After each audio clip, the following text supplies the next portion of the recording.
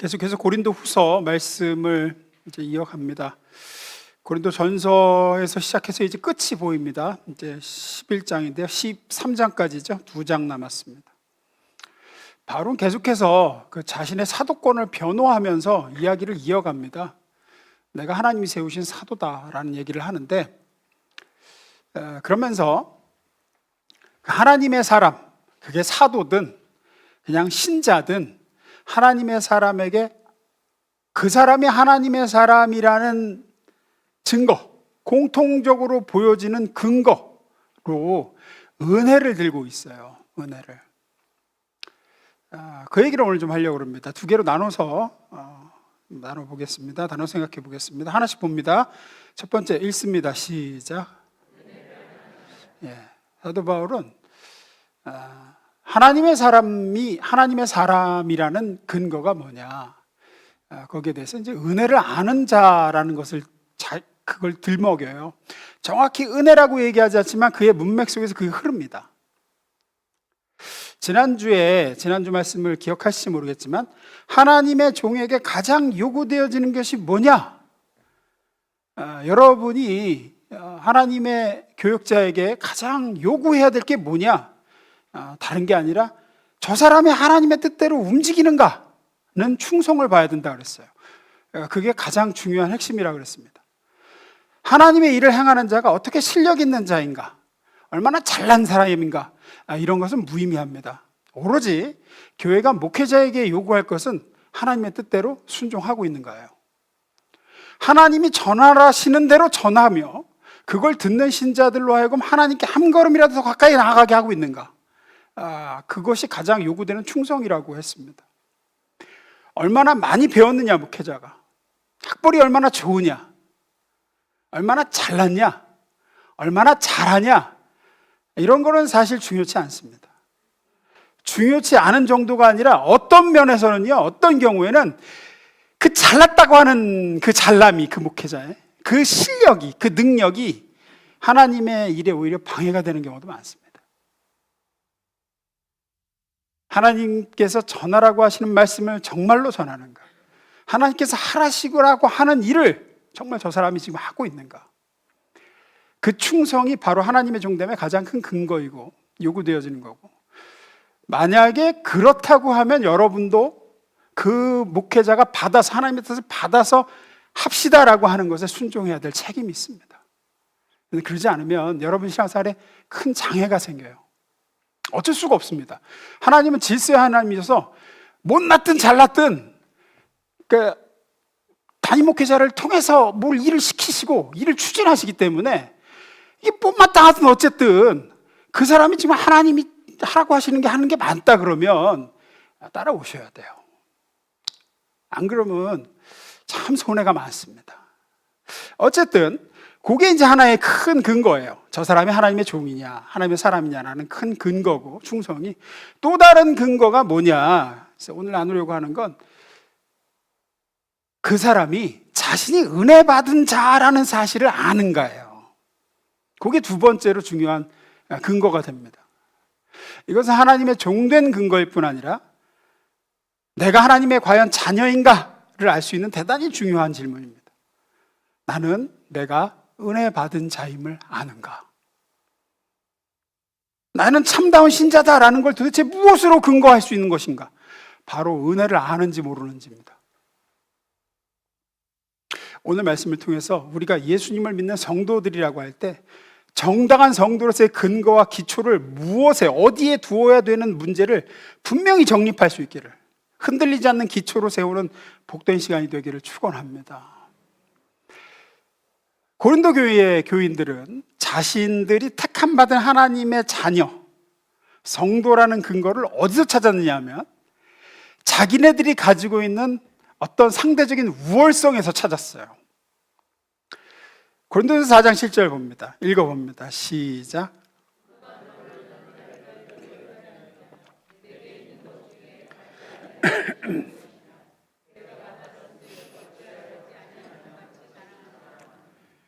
바울이 왜 이런 책망을 할까요? 제가 늘 질문드리죠. 왜 이런 얘기를 할까요? 이렇게. 고린도 교회 성도들이 그렇게 했기 때문입니다. 어떻게? 자기를 남다르다고 구별했어요. 나는 남건 다른 존재다. 그래서 하나님이 나를 택했다. 그래서 저 많은 고린도 시민 중에 나를 불러서 구원받았다. 나를 불러서 나를 구원하셨다. 그래서 내가 이런 특별한 성령의 은사를 받은 거다. 이렇게 갔다는 거예요. 이렇게. 고린도 교회 성도들은 자신들이 예수를 믿고 구원을 받고 성령의 은사를 받은 것들이 하나님의 은혜로 된 게 아니라 내가 남다른 이해력과 다른 사람에게 없는 뭔가 나은 것이 있기 때문에 택함을 받은 거고, 그래서 내가 예수를 믿게 되었다고 자랑을 했어요. 은사도 같은 차원에서 자랑했습니다. 내게 이런 재능이 있고 이런 은사가 있는 것은 그래도 뭔가 남보다 더 거룩하고 영적이니까 하나님 나한테 이런 걸 주신 거지, 이렇게 생각했단 말이에요. 값없이 은혜로 나를 불러주셨다가 아니라, 다른 사람들은 내 옆에 짝꿍은, 같이 전도받은 옆집 사람은 똑같이 말씀 듣고 똑같이 복음을 듣고도 마음을 꽉 닫아 걸고 그게 무슨 말씀인지 이해도 못했고 안 믿었지만, 나는 듣자마자 은혜 받았고 난 듣자마자 알아먹었고 그래서 내가 예수를 믿었다. 그거는 뭔가 하나님이 내 안에서 그럴 만한 걸 보셨기 때문에 그렇게 된 게 아니겠는가, 이렇게 나갔다는 거죠. 하지만 사도 바울은 반대로 나갑니다. 반대로. 내가 하나님의 종된 근거, 내가 구원받은 신자라는 근거가 무엇인가? 그것은 내가 남보다 뛰어난 영성도 아니고 복음을 잘 알아듣는 이해력도 아니며 내 속에 뭔가 남보다 나은 어떤 것은 더더욱 아니다. 그러면서 무슨 얘기를 하냐? 은혜를 아는 거다 그래요. 은혜를 아는 거다. 나는 이렇게 구원받을 만한 자격도 없고 사도가 되기에는 더더욱 자질이 없는 인간인데, 오로지 내게 부어진 하나님의 은혜가 나를 구원했고 나를 이렇게 사도가 되게 하셨다. 본문으로 가보겠습니다. 30절부터 봅니다. 내가 부득불 자랑할진대 내가 약한 것을 자랑하리라. 주 예수의 아버지 영원히 찬송할 하나님이 내가 거짓말 아니하는 것을 아시느니라. 내가 지금 약한 거 자랑한다는 게 그냥 하는 소리가 아니고 거짓말이 아니다. 그러면서 무슨 자랑을 하느냐? 30절. 다메섹에서 아레다 왕의 고관이 나를 잡으려고 다메섹 성을 지켰으나 나는 광주리를 타고 들창문으로 성벽을 내려가 그 손에서 벗어났노라. 이게 지금 무슨 얘기하는지 아시겠어요? 바울은 자신들의 우월함을 자랑하는 고린도 교인들에게 나는 약한 거를 자랑하겠다는 얘기를 해요. 그리고 무슨 얘기를 하냐? 자신의 부끄러운 과거를 이야기하는 겁니다. 이게 지금 그렇게 해서 하나님의 은혜로 탈출했다는 얘기를 하는 게 아니라, 자기가 다메섹 도상에서 예수님을 빛 가운데 만나고 그 예수를 위하여 복음을 전하다 죽으리라 했었다는 거예요. 죽으리라 했었는데 정작 죽을 때가 되니까 어떻게 해서 무서워서 겁나서 밤에 광주리 타고 이렇게 성벽에서 이렇게 광주리에 숨어가지고 이렇게 타고 도망갔다는 얘기를 해요. 나는 순교할 자신도 없었고 예수를 위해서 죽을 그런 배포도 없는 인간이었고 그런 쫄보였다, 이 얘기예요. 쫄보였다 내가. 그런데 이런 인간을, 그랬던 나를 주님이 포기하지 않으시고 은혜를 베푸시고 또 베푸시고 또 베푸사 지금의 이 사도된 나, 그 다음에 그 뒤에 그 다음 장에 가서 무슨 얘기하냐면, 저는 무슨 얘기를 하냐면, 내가 40에 하나 감한매를 몇 번 맞았고 졸에 맞아 죽을 뻔했고 뭐 했고 하는 얘기를 해요. 이걸 비교하는 거예요. 이랬어도 내가 원래부터 이렇게 이런 모습이 아니었는데 나는 굉장히 아주 그런 부끄러운 인간이었고 사도라고 칭할 수 없는 그냥 죽음이 두려워서 이렇게 광주리에 숨어서 도망간 인간이었는데 하나님의 은혜가 임해서 내가 지금의 나가 되었다. 내가 자랑할 것은 이거다. 요 얘기를 하고 있는 겁니다. 디모데전서 1장에서도 같은 이야기를 합니다. 디모데전서 1장으로 가봅니다.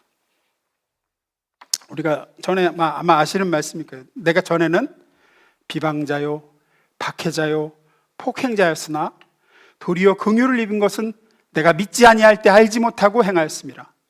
우리 주의 은혜가 그리스도 예수 안에 있는 믿음과 사랑과 함께 넘치도록 풍성하였도다. 어떤 사람에게? 비방자요, 박해자요, 폭행자인 사람에게, 그런 인간인 나에게 우리 주 예수의 은혜가 넘치도록 풍성했다. 15절, 미보다 이 말이요, 미보다 모든 사람이 받을 만한 이 말이요, 그리스도 예수께서 죄인을 구원하시려고 세상에 임하셨다 하였도다. 죄인 중에 내가 괴순이라. 16절 읽습니다. 시작.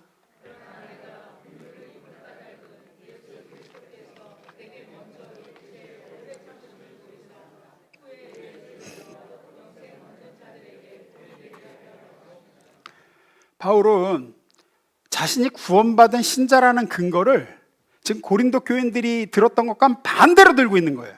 고린도 교인들은 어디에 들었다고요? 내가 뭔가 나은 게 있어서 구원받은 거예요.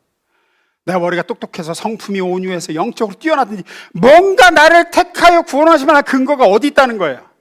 내 속에 있다는 거죠. 내 속에. 그냥 바울은 아니에요. 반대로 얘기해요. 내가 어떻게 남보다 못한가를 자꾸만 증거하려고 합니다. 내가 얼마나 나쁜 인간이었는지. 나는 예수를 비방하던 사람이었고 예수 믿는 사람들을 박해하고 폭행했던 중죄인이었는데 그렇게 남보다 못하고 더 아주 악질이었는데도 불구하고 구원을 얻었다는 거예요. 내가 구원을 얻었다. 그것은 내가 구원 얻은 것이 하나님의 은혜에 있음을 설명하려고 합니다. 자기가 은혜 받은 자라는 거예요. 16절 다시 보시면, 그러나 내가 긍휼을 입은 까닭은 예수 그리스도께서 내게 먼저 일체 오래 참으심을 보이사 후에 주를 믿어 영생을 얻는 자들에게 뭐가? 본이 되게 하려 하심이라. 이게 무슨 얘기인 것 같으세요? 사도 바울이 자기 같은 죄인 중에 괴수를 불쌍히 여기시고 오래 참으시고 은혜를 베푸시고 또 베푸사 구원하신 이유가 뭐라고 생각하느냐? 너희는 증거로 내세우시려는 거라는 거예요. 모델로. 야, 내가 이런 악독한 인간도, 이렇게 도저히 너희들이 볼 때는 구제받지 못할 것 같은 죄인도 내가 구원하여 사도로 세웠다. 내 아들 예수의 피 십자가 은혜로 못 구원할 인간은 없다. 내가 는 걸 보여주시려고 나 같은 자를 구원하셨다는 얘기를 하죠. 그래서 우리는 모두 이 구절의 위로를 받는 겁니다. 죄인 중에 괴수도 구원을 받는데 예수를 비방하고 교회를 핍박하고 하나님의 자녀들을 폭행한 괴수까지도 구원해 주는데 나 같은 부괴수 조무래기야 얼마나 더 구원을 입을 것이며 사랑을 받겠는가. 이런 죄인도 용서받았는데 내가 용서받지 못할 이유가 어디 있겠는가 하는 근거로 하나님이 자기를 내세우신다는 거죠. 예전에 제가 이제 전도사 사역 시작하기 전에 우리 교회 대학 1학년 때 성가대를 했습니다. 성가대를.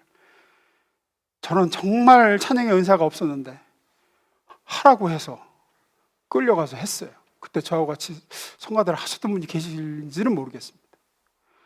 그때는 매달 돌아가며 한 명씩 솔리스트를 했어요. 솔리스트를. 저도 제 차례 해야 됐습니다. 피할 수가 없었어요. 지금도 그때를 생각하면 막 이렇게 등에 땀이 나는 것 같아요. 지금은 그래도 제가 그런 대로 부르잖아요. 그런 대로. 그때는 훨씬 못했어요.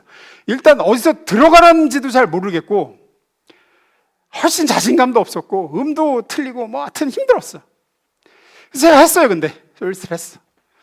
근데 이제 그 다음부터 또 솔리스트 순서가 누구에게 돌아오면 그 사람 못하겠다. 저 못해요. 그러면 지휘자님이 꼭 무슨 식으로 얘기하냐? 우리 유현진 형제도 했는데 이렇게 얘기를 하는 거지. 우리 유현진 형제도 했는데. 왜냐하면 그만큼 제가 말아먹었어요. 제 솔리스트 때. 바울이 지금 그런 예가 되는 거예요. 내가 바울도 하나님이 나도 구원하셨는데 나보다 더 큰 죄인 있어? 하는 얘기로 이제 하신 거죠.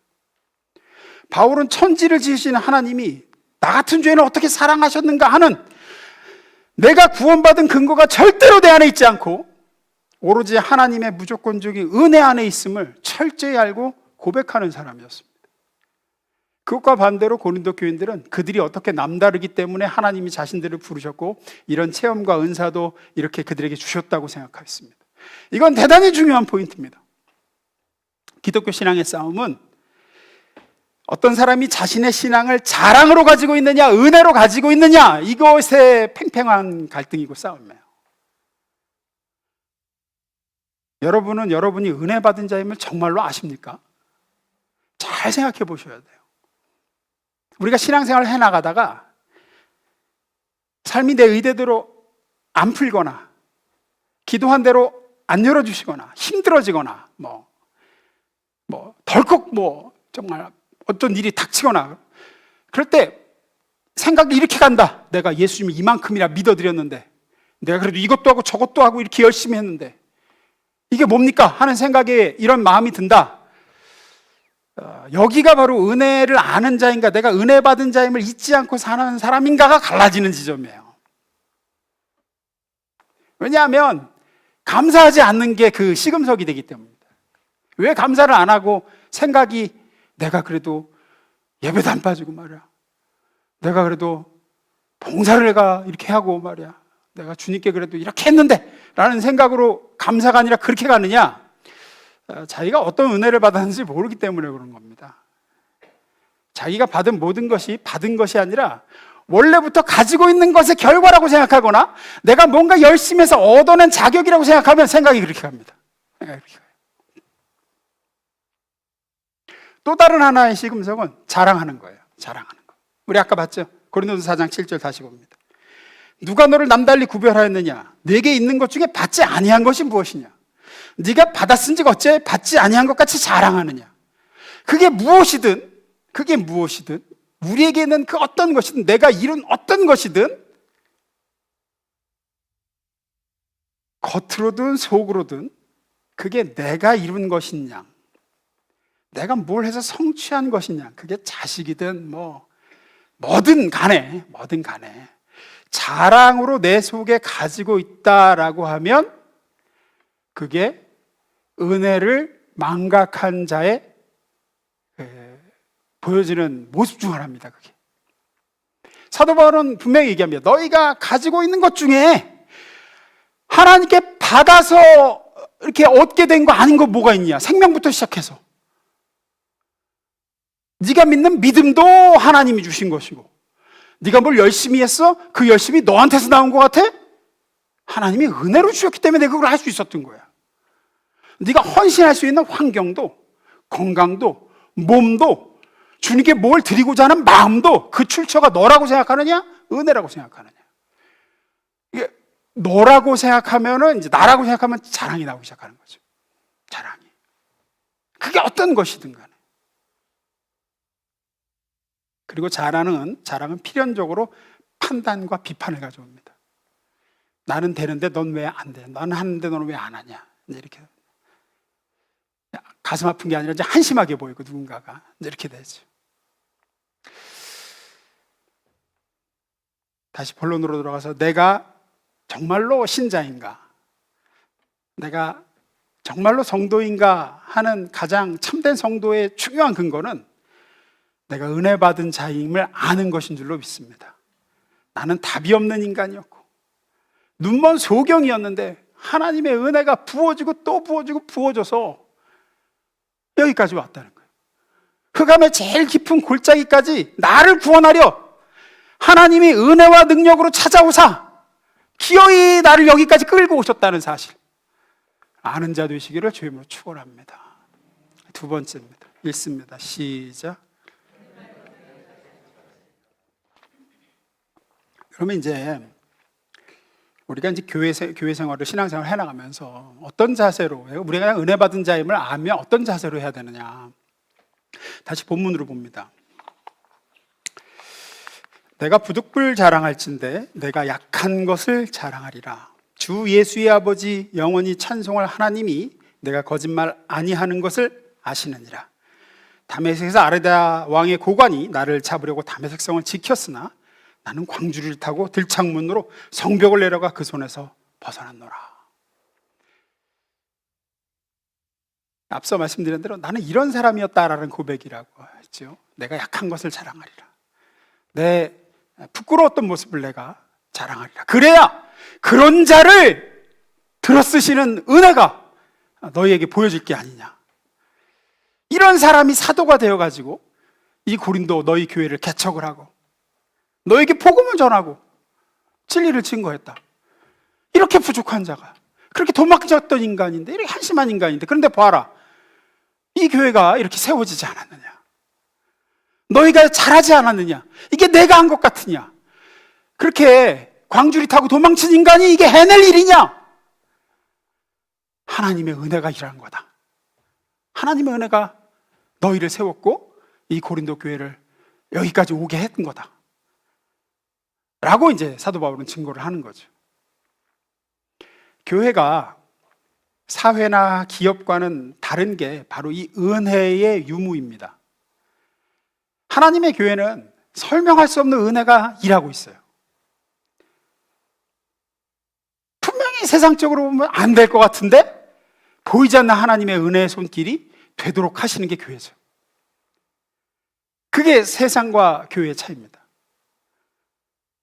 그래서 우리가 할 일은 그 하나님의 은혜의 손길이 일하시도록 하나님이 하라고 하시는 것에 그저 순종하여 충성되어야 할 뿐인 거예요.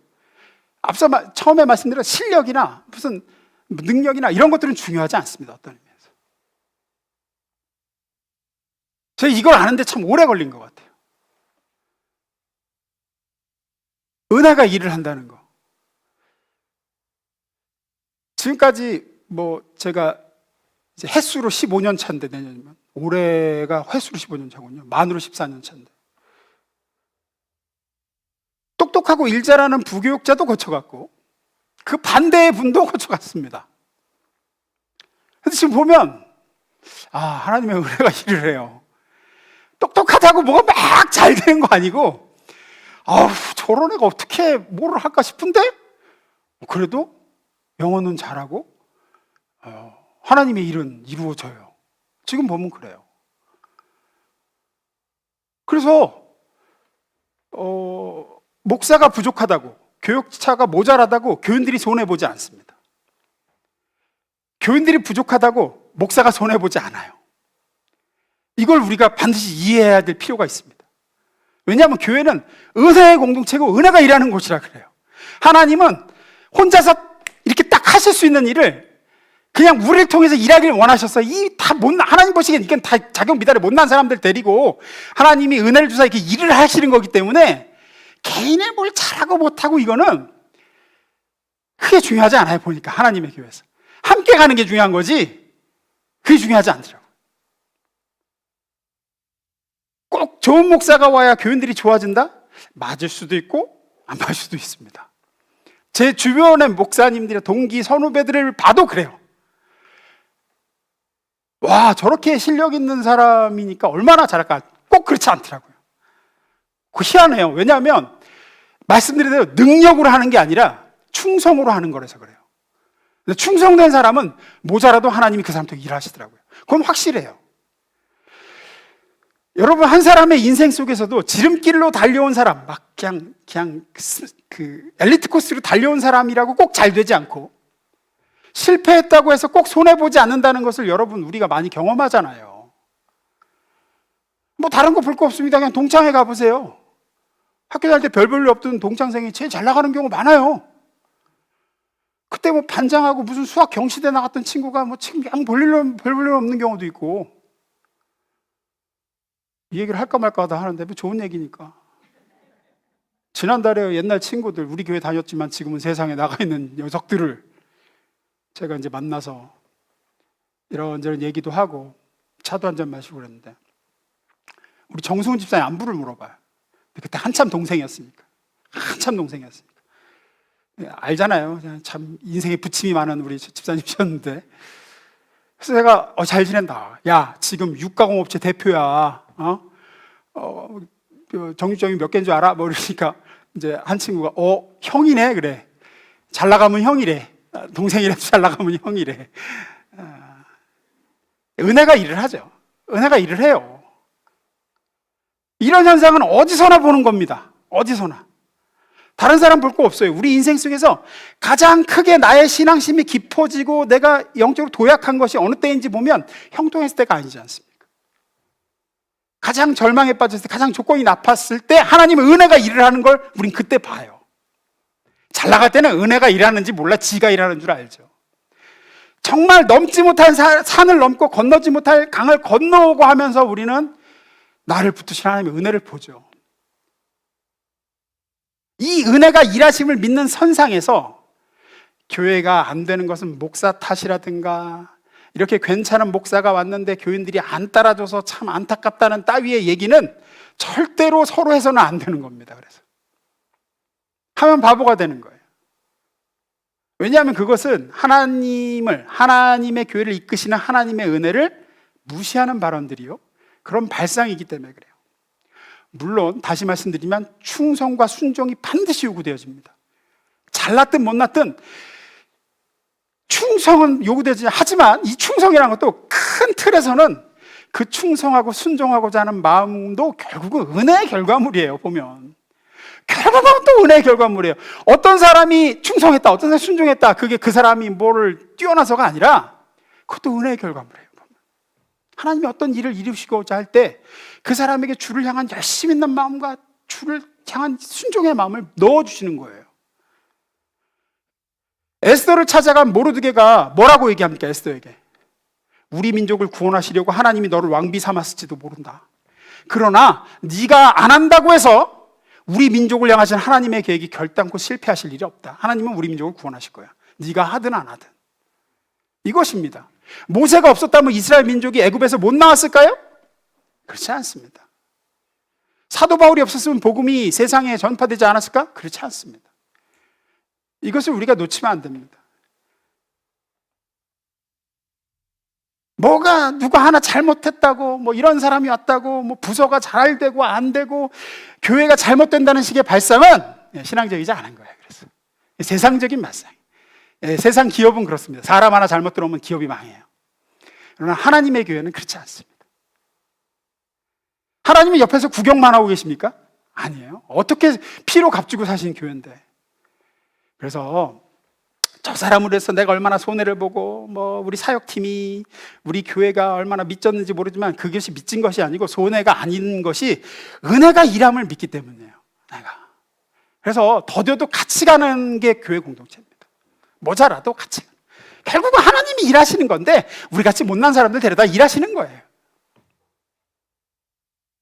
예수께서 말씀하셨죠. 하나님은 능히 이 돌들로도 아브라함의 자손이 되게 할 수 있느니라.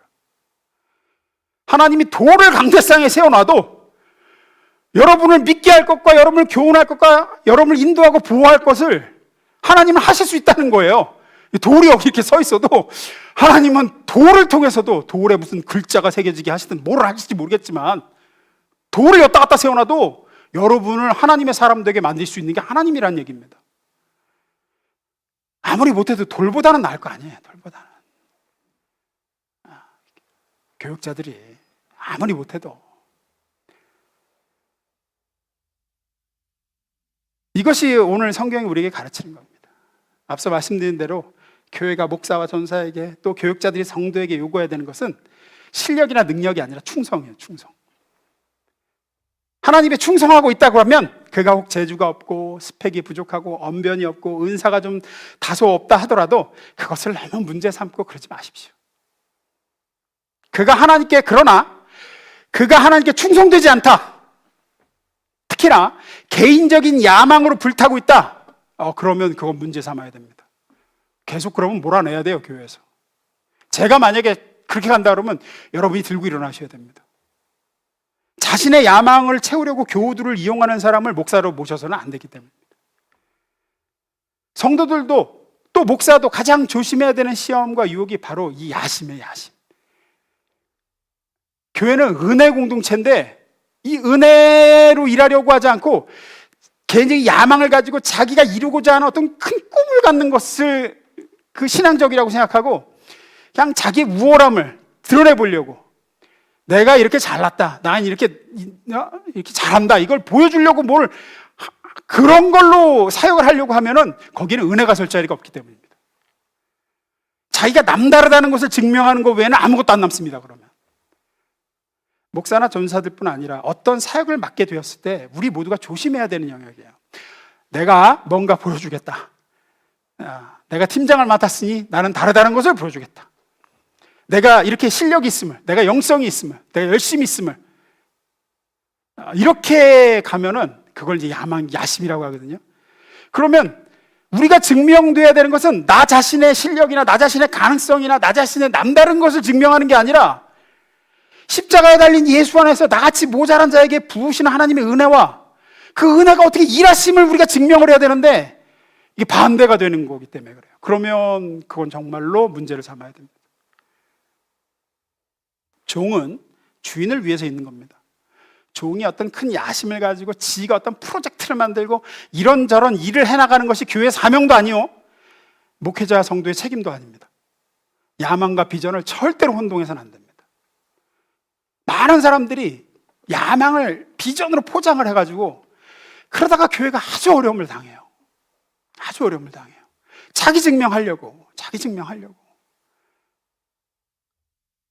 비전이라는 성경 요거만 하고 마치겠습니다. 비전, 그럼 성경에 말하는 비전이 뭐냐? 야망하고 어떻게 다르냐?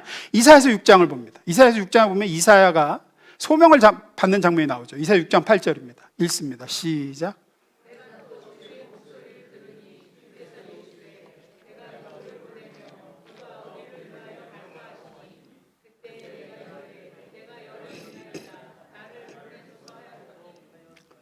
이사야가 비전을 받는 장면이에요. 잘 보시면 이사야가 먼저 하나님 앞에 나와서 나를 보내주십사, 내가 가서 이렇게 하겠습니다, 이렇게 한 게 아니라 이사야가 먼저 하나님의 존전에 초청을 받아와서 앉아 있습니다. 그리고는 하나님이 안타까워하시면서 탄식을 하시죠. 내가 누구를 보내며 누가 나를 위해서 갈 것인가. 그 안타까워하시는 마음을 보고 나서 하나님의 마음과 이사야가 하나가 돼서 이사야의 마음이 저를 그 일에 써달라고 헌신을 하게 되는 모습이에요. 이게 비전입니다. 이게 비전이에요. 이게 비전의 특징이에요. 먼저 하나님의 마음을 알게 됩니다. 하나님의 마음이 어디에 있는지, 무엇을 하고자 하시는지를 알게 됩니다. 그리고 기꺼이 그 마음에 나를 내어드리겠습니다 하는 게 비전이죠. 지가 먼저 팔 걷어붙이고 내가 무슨 일을 해서 하나님의 영광을, 하나님의 그 명성을 지금보다 한 단계 더 높여드리겠습니다, 이렇게 생색내는 식이 아닙니다. 내가 뭔가 얼마나 뛰어난 인간인지 내가 보여주리라, 이게 비전이 아니라고요. 이사야가 이 비전을 받고 하는 일이란 것이 뭡니까? 실패를 위한 사역이에요. 실패를 위한 사역. 열매를 거두고 어쩌고 하는 게 아니라고요. 그 다음 절 보겠습니다. 9절부터 12절. 여호와께서 이르시되, 나를 보내소서 했단 말이에요. 이사야가 내가 여기 있습니다, 나를 보내소니까 하나님이 뭐라 그러시냐? 여호와께서 이르시되, 가서 너 가라 그래. 네가 가겠다 그랬지? 가라. 가서 뭐하냐? 이 백성에게 이르기를, 너희가 듣기는 들어도 깨닫지 못할 것이요 보기는 보아도 알지 못하리라 하여 이 백성의 마음을 둔하게 하며 그들의 귀가 막히고 그들의 눈이 감기게 하라. 못 알아들을 설교를 해라. 가서 염려하건대 그들이 눈으로 보고 귀로 듣고 마음으로 깨닫고 다시 돌아와 고침을 받을까 하노라. 너는 계속 그렇게 설교해라. 저들이 못 알아들을 말로. 11절에 이제 이사야가 기가 막혀서 얘기하죠. 내가 이르되 주여 어느 때까지니까, 언제까지 이렇게 해야 됩니까? 하나님이 더 기가 막힌 얘기를 하시죠. 주께서 대답하시되, 성읍들은 황폐하여 주민이 없으며 가옥들에는 사람이 없고 이 토지는 황폐하게 되며 여호와께서 사람들을 멀리 옮기셔서 이 땅 가운데 황폐한 곳이 많을 때까지. 이거예요. 그러니까 예를 들면은 하나님께 비전을 받았어. 내가 누구를 보내며 누가 나를 위하여, 주님 제가 여기 있습니다, 저를 보내소서. 그래, 그럼 가서 어느 도시에 가서 개척을 하거라. 가서 설교를 하는데 아무도 못 알아들을 설교를 해라. 에? 언제까지? 그 도시에 한 명도 안 남을 때까지. 교인이 없다 못해 교회가 문 닫을 때까지 계속 그렇게 해라. 이사야는 실패를 위해서 보냄을 받았어요. 처음부터. 바벨론에 이스라엘이 다 망해서 예루살렘은 황폐해지고 사람들이 안 살게 될 때까지, 내가 이들을 멀리 옮겨 이 이스라엘 땅에 아무도 살지 않게 될 때까지 너는 예언해라. 그 일을 위해서 가는 겁니다. 무슨 백성들 앞에 나가서 한 번 쳐다보면 100명이 회개하고 한 번 입을 열어 증거하면 1000명이 돌아오고 하는 것 같은 일을 위해서 보냄받지 않습니다. 들어도 보아도 알지 못하는 일에 보냄을 받습니다. 설교를 하는데 아무도 안 듣습니다. 전도를 하는데 아무도 기울이지 않습니다. 열매가 하나도 없습니다. 언제까지 그렇게 하래요? 한 사람도 안 남을 때까지. 왜 이렇게 해야 됩니까? 이유는 딱 하나입니다. 나에게 은혜를 베푸사 나를 구원하신 하나님이 그것을 원하시기 때문입니다. 하나님의 크신 계획, 톱니바퀴 가운데 작은 톱니바퀴로 네가 그렇게 실패하는 일에 쓰임을 받아야 된대요. 그것을 원하시기 때문에 갑니다. 그래서 전합니다. 성공과 열매와 어떤 보상을 위해서 가는 게 아닙니다. 이것이 하나님의 사람들이 은혜 받은 자로서 그 인생에서 맡아야 되는 사명의 성질입니다. 우리 교회 이제 전도 신방하려고 하는데 저는 분명히 이것이 하나님께서 저에게 분명히 주신 뜻이라는 걸 확신을 가지고 시작을 해요. 단 한 명도 전도가 안 될 수 있습니다. 예수 안 믿을 수 있어요. 그래도 해야 됩니다. 왜냐하면 하나님께서 그것을 원하시기 때문이에요. 목장을 이렇게 하실 때도 목장을 섬기고 하는데 열매를 보고자 하는 게 아니라고요. 그렇게 해서 뭐가 잘 되고 뭐 해서 뭐 이렇게 돼야 되는데 내가 못해서 이렇게 그렇게 생각하지 마세요. 어떤 사역을 맡기셨는지 마찬가지예요. 우리는 물론 열매를 고대하죠. 칭찬도 기대하고 보상도 바라요. 하지만 그것은 하나님의 비전의 핵심이 아닙니다. 그게 결과물이 있든 없든 하나님이 바라시고 원하시는 일이기 때문에 그걸 하는 거예요.